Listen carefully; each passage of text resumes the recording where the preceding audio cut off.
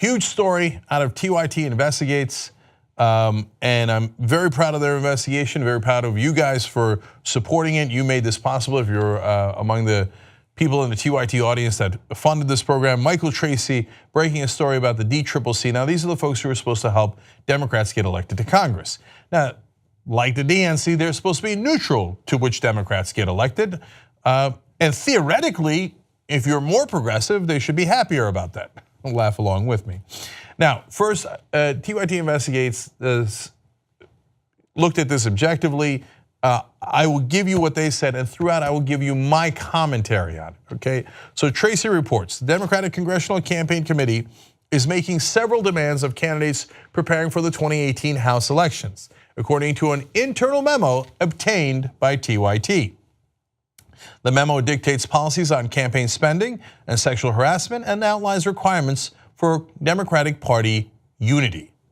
Now, I'm glad that they have guidelines on sexual harassment. That sounds good. I've got no issue with that.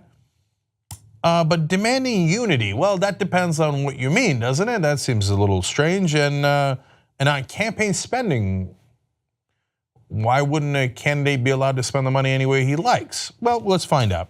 The memo was sent by DCCC Executive Director Dan Cena on December 1st to candidates and campaign managers, so recently. So what did it say?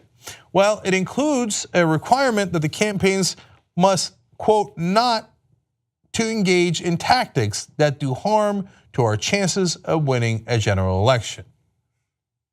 Wait a minute. What in the world does that mean? They're running a primary against one another. So by definition, likely at some point they will say, well, I'm at a minimum slightly better than the other guy, right? When you're running a campaign, you make a case for yourself.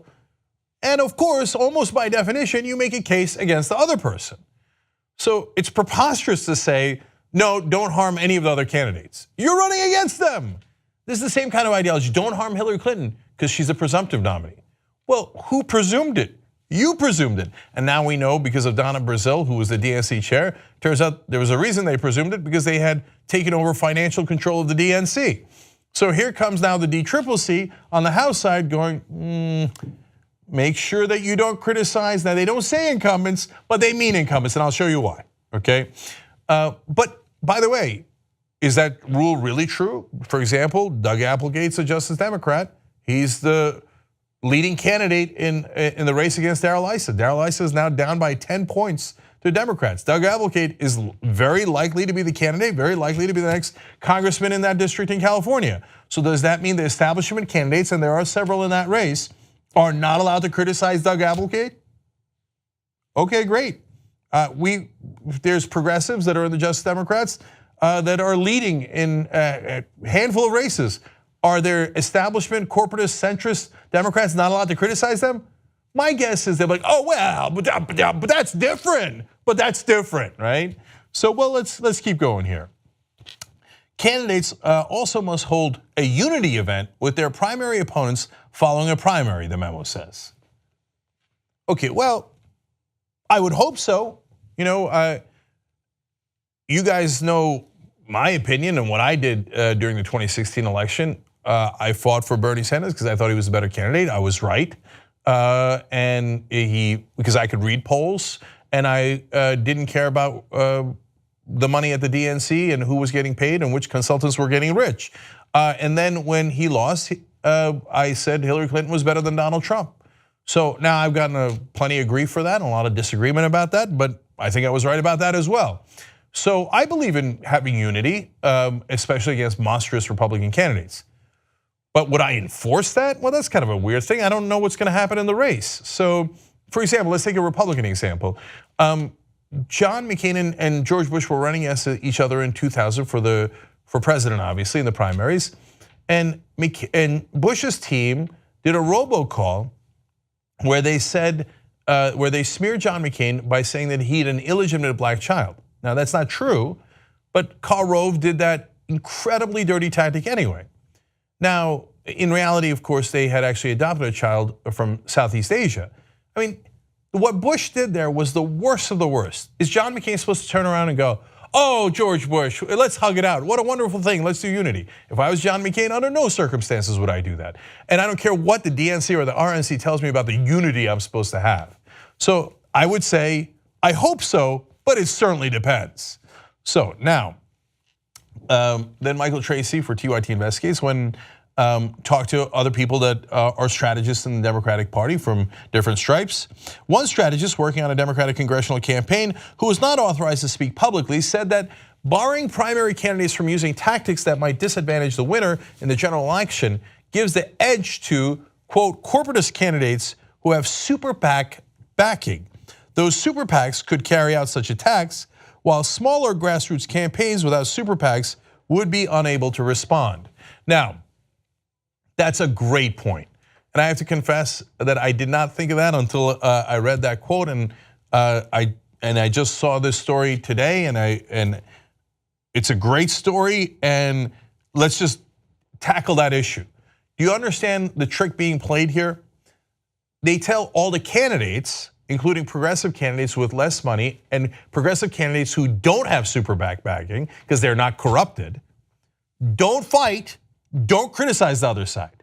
But they can't do anything about the super PACs. So the corporate Democrats who have super PAC backing can unleash their super PACs to destroy the progressive candidates.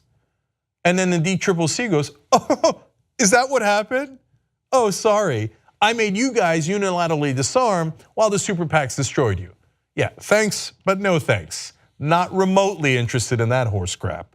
Okay, Democratic congressional campaign strategist says this is systemically designed to disadvantage progressives. Now, more from the Tracey story here. The memo requests the signature of the candidate, but it's unclear the extent to which it would be legally binding. The memo says the DCCC will provide trainings and template campaign tools to candidates who have open lines of communication with the DCCC. Now, that has two components that are very important. One is, Jay, sign it, you better sign it, okay? No, don't sign anything. Who the hell are you guys to tell us what to sign and what not to sign? Or to tell any of the candidates, the ones I agree with, the ones I disagree with. But what's their leverage? So that brings us to point number 2.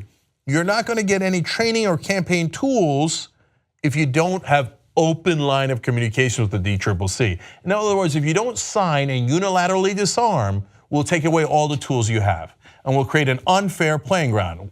Democratic Party doing that in favor of corporate interests. Why? I would never. So they're still doing it today. And then when you bring up issues like this, a story we just broke today, they'll say, oh, you're relitigating the past. No, this has nothing to do with 2016. You're doing it right now. Now, here comes something even stranger, and this is really interesting.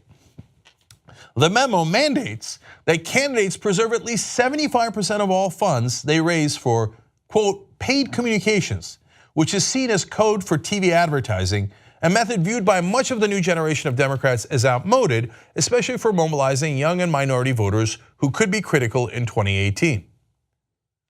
Why do you care how they spend their money? What a weird thing, right? For example, Kanyala Ng, a great progressive candidate out of Hawaii. He's also the leading candidate, also likely to win. My guess is they're not going to tell his corporatist Democratic opponents to back down and not attack him. But anyway, he's leading. And how did he get there in the first place? He's really young. Well, he won his first seat when he was 23. You know how he did it? He knocked on 15,000 doors. The DCCC would tell him, don't do that. Don't knock on doors. You have to spend 75% of your money on TV. Why is that your business? If I think it's a waste of money, why do I have to waste the money that way? Oh, because the DCCC and the DNC and this whole Democratic Party organization, unfortunately, at the establishment level, at the Washington, D.C. level, it's not about getting Democrats elected. It's about taking all that money and funneling it to Democratic consultants who actually run the DNC and now apparently the DCCC. And people who are working in advertising who take 15% commission on every TV ad. The lawyers who facilitate that. This is all about the money.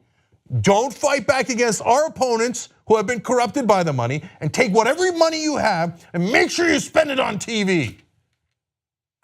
The answer should be a unilateral hell no, hell no. So And then they wonder, well, how did we lose popular support? I don't know why progressives aren't backing us. And you wonder why they don't talk about Trump's corruption, because it would bring up their corruption. Get out of the way, get out of the way. Uncorrupted progressive candidates can talk about Trump's corruption all day long because they don't take corporate PAC money. They're not wed to the DNC and the DCCC lobbyist friends and consultant friends and the people who are skimming all that money off the top. Finally, Norma Solomon, who ran for Congress, who was a Bernie delegate in the last election, said the DCCC has a very bad history of pushing out more progressive candidates during a primary, and the bad history has not ended. It's always a subtle blackmail. If you don't show that you can play ball, we're gonna freeze you out. Well, then they'll turn around and go, what, let's have unity. No, I don't agree to you freezing out progressives. I don't agree to you being corrupt. I don't agree to you funneling all the money to your friends who are lobbyists and consultants and advertisers and all the other things. We don't agree. I don't agree that I need to run on your corporatist agenda. I don't agree that I need to sign off that I'm never going to criticize my opponent. For example, in California, Dianne Feinstein is in favor of the death penalty. I'm not supposed to criticize her on that. And Allison Hartson running against her is not supposed to criticize her on that. And then you've got, she voted for the Bush tax cuts. You're not supposed to criticize that. Why would I not criticize that? Why can't California have a progressive senator? Hey, we'll cut off all your tools. We'll cut off all your, now that's a Senate run. DCCC is on the House side. But you can apply it to any of them. There's corporatist candidate after corporatist candidate. And we're apparently supposed to let them destroy progressives and then pay for their own destruction. No, thank you. If you become a member of the Young Turks, you'll be saying, you know, I'm like a smart person. So do it right now, tytnetwork.com/join. Get the whole Young Turks show every day.